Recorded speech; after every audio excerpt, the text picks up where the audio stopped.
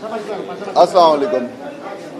আপনারা হয়তো দেখেছেন আজকে আমি এখানে আমার পরিবারকে নিয়ে এসেছি, কারণ এই জিনিসটা জানা দরকার যে হয়তো গুম আমাকে করা হয়েছিল, আমাদেরকে করা হয়েছিল, কিন্তু এই সাজাটা কিন্তু পুরো পরিবারের ভুক্ত হয়েছে।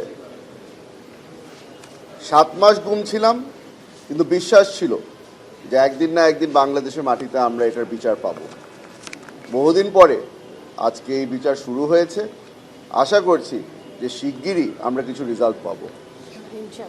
আমাদের একটা আশা ছিল সব সময় যে যারা আমাদের উপরে এই জুলুম করেছে তাদেরকে হয়তো আমরা কাঠগড়ায় দেখতে পাবো।